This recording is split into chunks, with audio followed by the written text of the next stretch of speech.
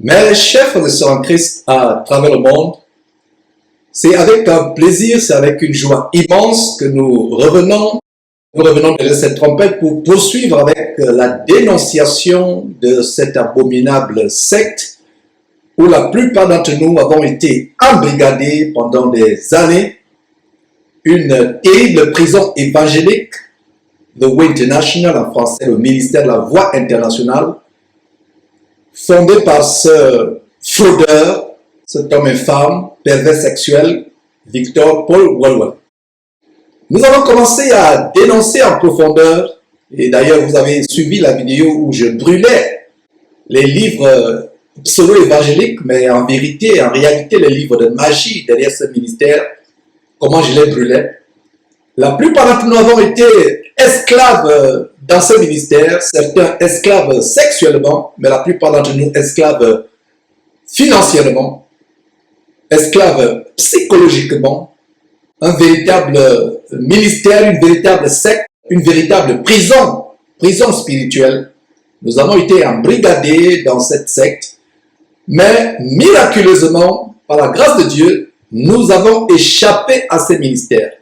Ce n'est pas facile d'échapper à une secte, c'est vraiment difficile d'échapper à cette secte du ministère de la Voix, qui a été fondée donc par cet homme qui faisait des choses terribles. On a commencé à le dénoncer. Vous pouvez aller voir les émissions. Nous dénonçons sa monumentale escroquerie financière.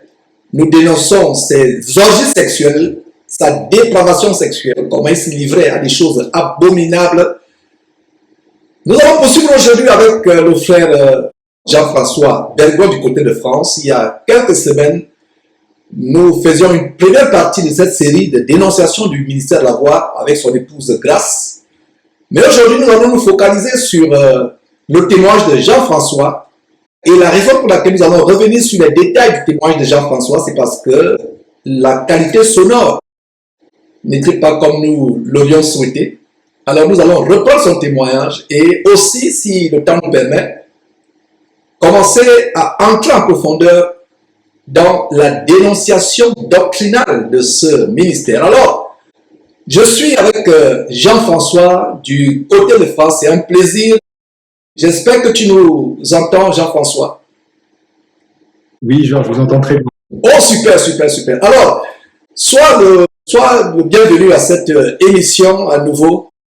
Nous sommes au four et moulin pour dénoncer les abominations de cette fin de temps.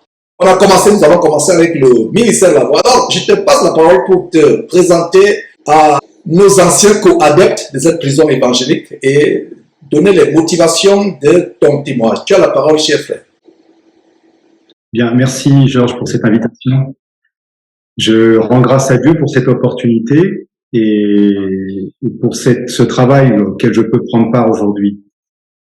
Avec le recul que nous avons aujourd'hui, le temps que nous avons passé au sein de cette assemblée, je crois que quand nous parlions de cela, il y a de cela quelques jours, Georges, nous avons cumulé, ton foyer comme le mien, presque 65 ans de présence dans cette assemblée. Et nous avons passé 65 ans dans cette assemblée parce que nous étions convaincus. Nous étions convaincus que nous étions au bon endroit en tant que chrétiens.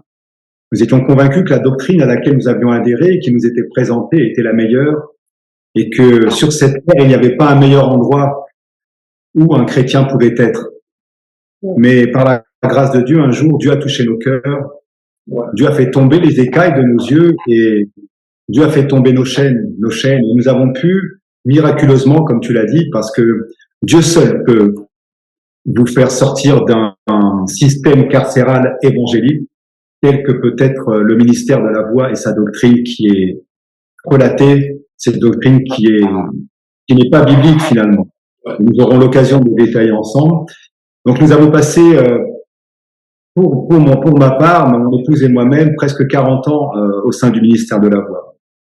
Nous y avons évolué en tant que chrétiens à la recherche de la vérité, jusqu'à devenir des coordonnateurs de communion, donc si vous voulez dire, des responsables de cellules familiales. Nous avions des réunions qui se tenaient chez nous à Paris et nous recevions des croyants avec lesquels nous tenions, avec lesquels nous prions et avec lesquels nous regardions à la parole de Dieu. Tout cela se faisait selon les codes et les standards du ministère de la Voie internationale. Ministère qui fonctionne avec une organisation dite pyramidale. Pyramidale, vous le comprendrez, parce que vous avez à la première couche les croyants qui sont sous la responsabilité, sous l'autorité des coordonnateurs de communion, donc de communion de cellules familiales. Ces coordonnateurs-là sont sous l'autorité de coordonnateurs de rameaux qui, eux, dirigent un ensemble de communions réunis dans un rameau qui très souvent est organisé d'un point de vue géographique. Et au-dessus de ces coordonnateurs de rameaux, vous allez avoir ce que l'on appelle le comité exécutif. Donc, ce sont 2 voire 3 hommes avec un trésorier, un coordonnateur du pays, un coordonnateur assistant, qui eux dirigent l'ensemble.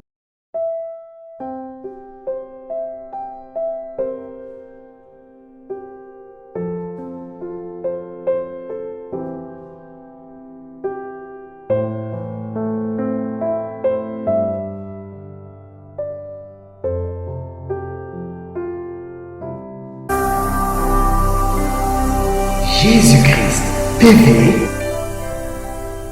vous connaîtrez la vérité et la vérité